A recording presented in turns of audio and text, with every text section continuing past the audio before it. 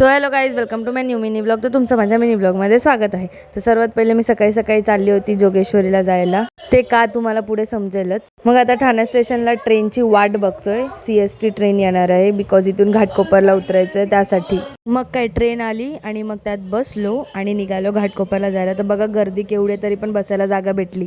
त्यानंतर घाटकोपरला उतरलो आणि मग तिकडून जायचं होतं मेट्रो स्टेशनला. सो मेट्रो पण पकडली. मेट्रोत पण बघा केवढी गर्दी आहे. त्यानंतर आमच्या डेस्टिनेशनला पोहोचलो आणि बघा एवढे मुलं होते क्लासचे. तर जोगेश्वरीला जायचं कारण हे होतं का आमच्या क्लासचा एक सेशन होता, तर तो अटेंड करायचा होता म्हणून आम्ही गेलो होतो.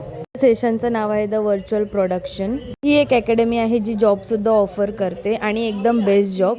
त्यानंतर त्या लोकांनी आम्हाला चाय आणि कॉफी प्रोव्हाइड केली. त्यानंतर त्यांनी आम्हाला स्टुडिओ बघायला नेलं होतं आणि जो की मी शूट नाही करू शकली, बट एकदम बेस्ट स्टुडिओ होता. आणि त्याच्यानंतर आमचा सेशन संपला.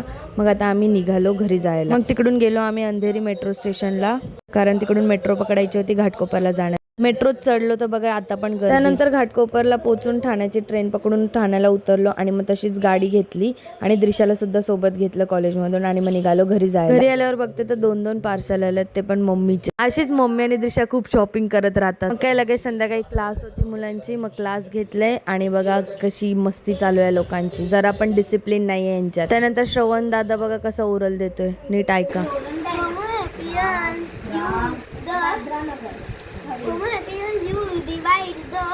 असं वाटत होतं कोणती स्टोरी सांगतोय, बट ठीक आहे आता लहान आहे तर समजून घेतलं.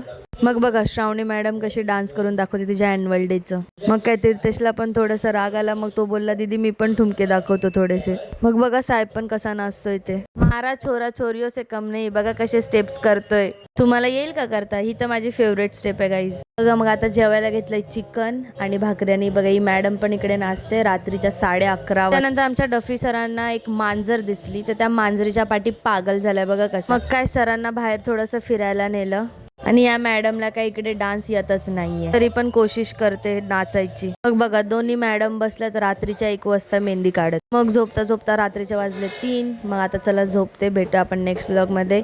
बाय.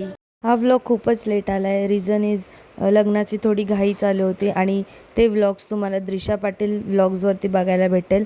तर नक्की तिला सबस्क्राईब करा. ती डेली व्लॉग्स टाकते आणि लेट व्लॉग अपलोड केल्याबद्दल सॉरी.